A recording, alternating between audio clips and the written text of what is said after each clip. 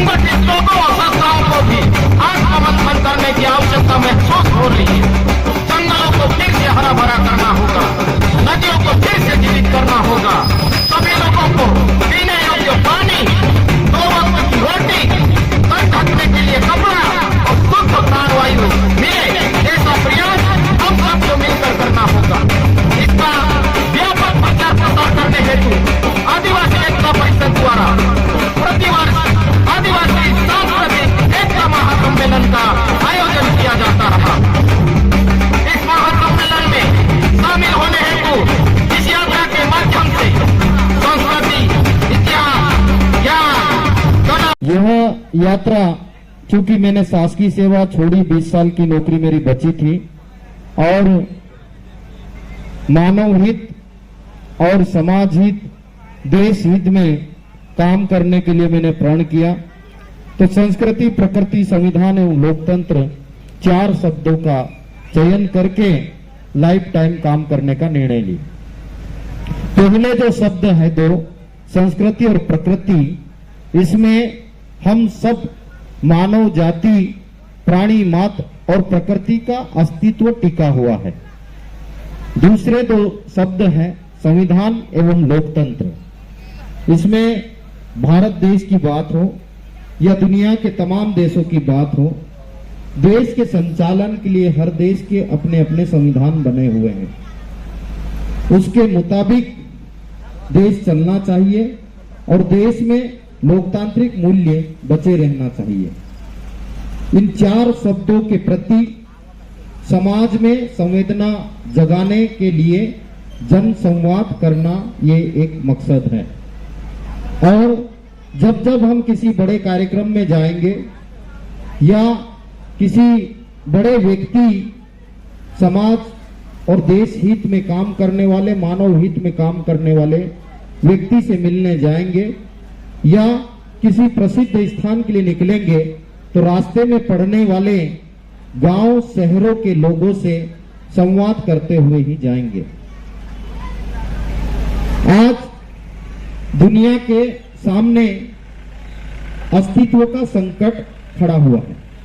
इसमें सबसे ज्यादा जिम्मेदार हम सब मानव जाति के लोग हैं।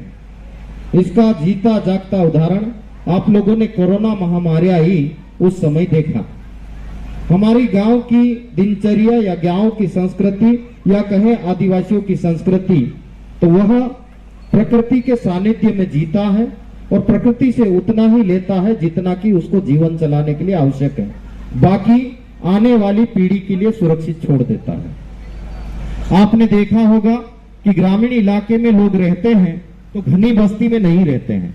एक मकान इस खेत में रहता है, दूसरा मकान उस खेत में, एक मकान उस पहाड़ पे और दूसरे मकान उस पहाड़ पे रहता है। आपने जब कोरोना महामारी आई तो सोशल डिस्टेंस कहा, लेकिन रियल में वो फिजिकल डिस्टेंस था।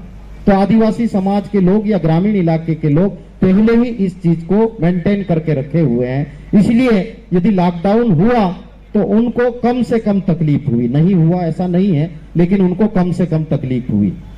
दूसरी जो बात है कि हमने अपने स्वार्थ के पूर्ति के लिए अत्यधिक जंगलों की कटाई प्रारंभ की, अत्यधिक पहाड़ों की खुदाई, जमीन की खुदाई, नदियों पे बड़े बड़े डैम और भी जो खनिज संसाधन है, चाहे कोयला हो, लोहा हो, डीजल हो, पेट्रोल हो, गैस हो, अत्यधिक दोहन किया है और अत्यधिक खेतों में रासायनिक खाद, बीज, दवाइयों का प्रयोग किया है।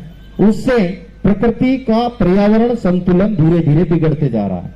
आप लोग देख रहे हैं कि असमय बारिश हो रही है। अभी पिछले 2-3 दिन से बारिश हो रही है। गर्मी पड़ती है तो इतनी गर्मी कि हमको सहन नहीं होती है। सर्दी पड़ना चाहिए लेकिन सर्दी नहीं हो रही है।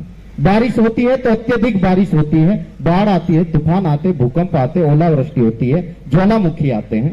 तो ये प्रकृति के खिलाफ हमने कार्य करना चालू किया है। इसलिए विकास करके हम विनाश की कगार पे धीरे धीरे जा रहे हैं।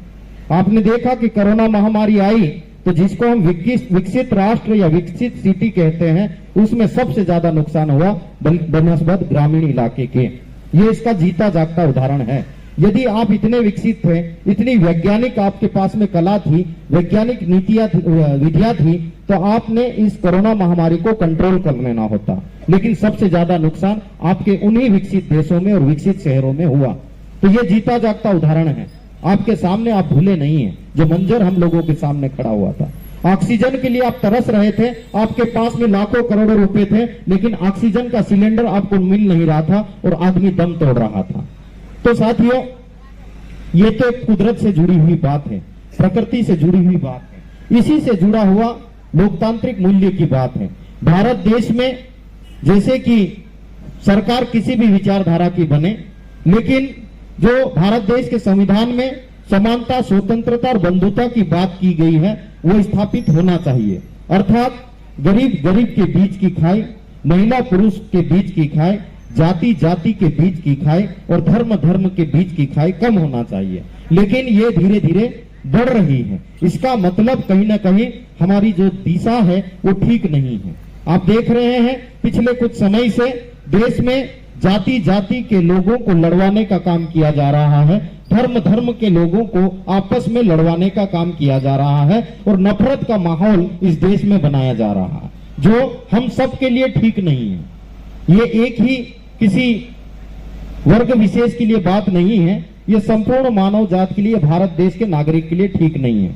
दूसरी जो असमानता है, भारत देश की संपत्ति लगभग 85% संपत्ति लगभग मात्र 3% लोगों के हाथ में चले गई है। तो जो हम बात कर रहे हैं समानता की, और हम सोचते हैं कि लोकतांत्रिक मूल्य में हम वोट देते हैं, चाहे किसी भी जाति धर्म पंथ संप्रदाय के मानने वाले लोग हो, गरीब हो या अमीर हो, महिला हो या पुरुष हो, सबके वोट का वैल्यू एक ही होता है। और हम जिसको वोट देते हैं, बहुमत जिसको मिलता है, वो इस देश पे नीतियां निर्माण का काम करता है। आपने तो ये सोच के वोट दिया कि हमने जो वोट दिया है सही आदमी को चुना है। अब जो लोकतांत्रिक व्यवस्था में जैसे कि एक परिभाषा है, जनता के द्वारा जनता के लिए और जनता के लिए भलाई के लिए शासन, जनता का जनता के लिए और जनता द्वारा शासन, ये एक आदर्श परिभाषा है लोकतंत्र की।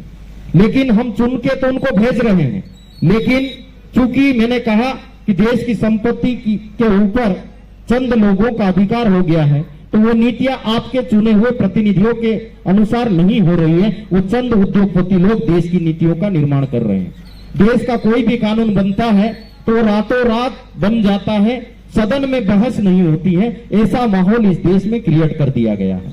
तो इससे बाहर निकलने, इससे परेशान सब हैं।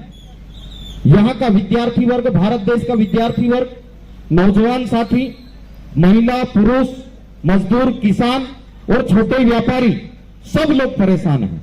लेकिन डरे सहमे हुए हैं कि यदि हम बोलेंगे तो हमारे खिलाफ कहीं ना कहीं ऐसा षड्यंत्र रच के हमको दिक्कत या दुविधा में न डाल दे। लेकिन यदि हम चुप रहेंगे तो जो मंजर खड़ा हुआ है उससे खराब स्थिति और बन सकती है। इसलिए किसी को तो बोलना होगा, किसी को तो आगे आना होगा, किसी को तो लड़ना होगा। इसलिए ही हमने ये प्रण किया कि ये हम नौकरी त्यागे और आम जन के लिए जीना सीखें। तो समाज में हम ही कर रहे, देश में हम ही कर रहे हैं ऐसा नहीं, हमसे ज्यादा काम करने वाले लोग, ज्यादा सोचने वाले लोग इस दुनिया में अभी जिंदा है। तो वो जो लोग गलतफहमी में है कि हम ऐसा ही करते रहेंगे और आम जन चुप रहेंगे, ऐसा बिल्कुल होने वाला नहीं है। तो लोग जो डरे सहमे हुए हैं, लेकिन उनको ऐसा लगता है कि गलत हो रहा है, इसके खिलाफ हमको अपनी आवाज को बुलंद करना चाहिए, हमको उठ खड़े होना चाहिए, इनकलाब जिंदाबाद का नारा बुलंद करना चाहिए। तो ऐसे लोगों के लिए हम हिम्मत और हौसला बढ़ाने के लिए आए हैं कि आप अकेले नहीं हैं, आपके साथ में हम भी हैं। आप निकलिए बाहर, ये जंग लड़ने के लिए बाहर निकलिए। और ये देश में आजादी की लड़ाई है जो गरीब गुलाम है अमीरों का। तो इस आजादी की लड़ाई लड़ने के लिए अकेले किसी बस की बात नहीं है, बहुत सारे लोगों को निकलने की जरूरत होती है। आप जो हौसला जुटा पा रहे, अंदर अंदर आप असमंजस्य की स्थिति में हैं, आप फैसला कीजिए, आप सही रास्ते पे निकल रहे हैं, लड़ाई के लिए आगे आइए, लोग आपके साथ में हो जाएंगे। शुरुआत में कम जरूर नजर आते हैं लोग, लेकिन जैसे जैसे कारवा बढ़ता है, सच्चाई और ईमानदारी के लोग जिन जिन ने दुनिया में लड़ी है उसकी जीत हुई है। जैसे डॉक्टर बाबा साहब भीमराव अंबेडकर अकेले थे, दलित समुदाय से आते थे, लेकिन भारत देश के संविधान की रचना की। आपने देखा आजादी की लड़ाई में चंद लोग पहले निकले थे, लेकिन सारे लोग फिर बाद में घरों से निकल पड़े और अंग्रेजों को इस देश को छोड़ के भागना पड़ा। ऐसे ही ये जो बेईमान लोग हैं, उनके खिलाफ लड़ाई लड़ने के लिए फिर चाहे कोई भी हो, यदि हम भी गलत कर रहे हैं तो हमारे खिलाफ भी उठ खड़े होइए। इतनी हिम्मत हम लोगों को रखना पड़ेगा, तभी हम समानता, स्वतंत्रता और बंधुता की बात कर पाएंगे। दूसरी जो बड़ी बात है कि हमारा क्या कर्तव्य है इस देश के प्रति। इस देश के होने के नाते या कुदरत ने हमारे ऊपर बहुत सारे एहसान किए हैं। हमको खाने के लिए अच्छा अन्न मिलता है, पीने के लिए अच्छा पानी मिलता है, और दूसरा जो शुद्ध ऑक्सीजन हम लोगों को मिलती है। लेकिन हम बदले में क्या दे रहे हैं? जंगलों की अत्यधिक कटाई कर रहे हैं, जैसे मैंने बताया, जमीन को अत्यधिक खोद रहे हैं और नदियों पे बड़े बड़े डैम बना रहे हैं। तो हमको हमारे आसपास ज्यादा से ज्यादा वृक्ष लगाना पड़ेगा। यदि पहाड़ है आपके यहाँ पर तो उसको कुछ मत कीजिए, 5-10 साल के लिए वहां पर उसको सुरक्षित कर दीजिए, मवेशियों को मत जाने दीजिए, ऑटोमेटिक जंगल खड़ा हो जाएगा। यदि इस प्रक्रिया में हम भाग नहीं लेंगे तो हमारा आने वाला अस्तित्व खतरे में है। पानी जितना आवश्यकता है उतना ही यूज कीजिए, अनावश्यक उसको वेस्ट मत कीजिए। नहीं तो गांवों में तो ठीक है, नदी में पानी मिल जाता है, कुएं में पानी मिल जाता है, ट्यूबवेल में पानी मिल जाता है, नल में पानी मिल जाता है। लेकिन शहरों में जैसे ही आते हैं तो हमको शुद्ध जल यदि चाहिए तो 20 रुपए की बोतल खरीदना पड़ती है। जिसके पास में 20 रुपए होंगे वो पानी पिएगा, जिसके पास में 20 रुपए नहीं होंगे वो प्यासा रहेगा।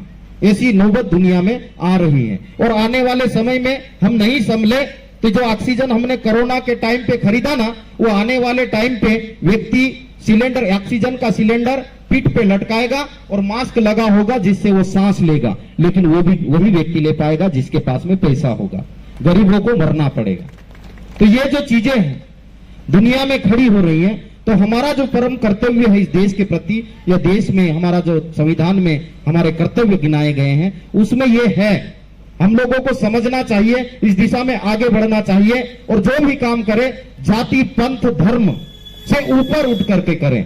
हम क्या कर रहे हैं कि फला धर्म का व्यक्ति इसको लड़वा रहा है, फला जाति का व्यक्ति उसको लड़वा रहा है, तो इससे हमको उठना पड़ेगा। और आखिरी बात कह के मेरी बात को खत्म कर दूंगा कि आदिवासी समाज अनपढ़ तो अनपढ़, पगड़ी बांधता जरूर है, लेकिन उसके जितने भी जीवन मूल्य है, दर्शन है, अध्यात्म है और दिनचर्या है, वो दुनिया की सर्वोत्तम संस्कृति में से है।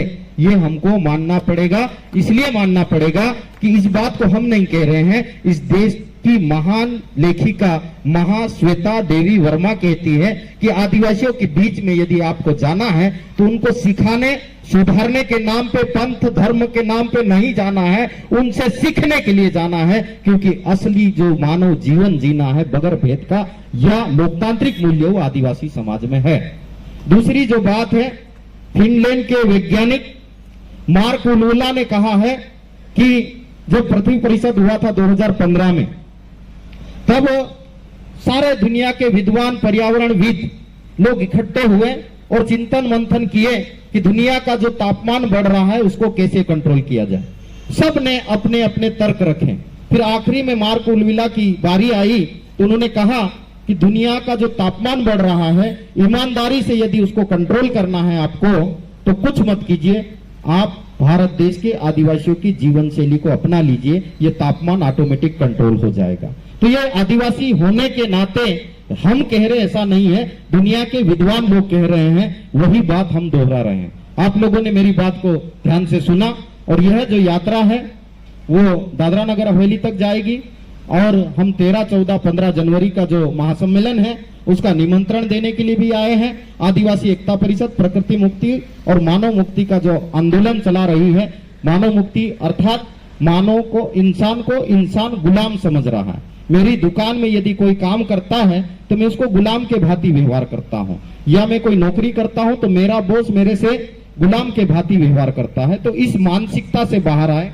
दूसरा, कुदरत ने या प्रकृति सबके लिए बनी है। सबको शुद्ध पानी मिले, जो आप सुन रहे थे, सबको खाना मिले, सबको तन ढकने के लिए कपड़ा मिले, इलाज मिले, सही शिक्षा सबको मिले, ये सबको अधिकार दिया है। लेकिन हमने स्वार्थ के वशीभूत होकर सब लोगों पे, सब चीजों पे अपना आधिपत्य जता दिया है और जो इंसान के जीवन चलाने के लिए आवश्यक चीजें हैं उस पे भी व्यापार खड़ा कर दिया है, जबकि ये सबके लिए समान है, सबको मिलना चाहिए, चाहे गरीब हो या अमीर हो। इस भावना से ऊपर उठना चाहिए। इसलिए बड़ा आंदोलन देश में आदिवासी और गैर आदिवासी समाज को लेकर चलाया जा रहा है। इस आंदोलन के साथ में जुड़िए।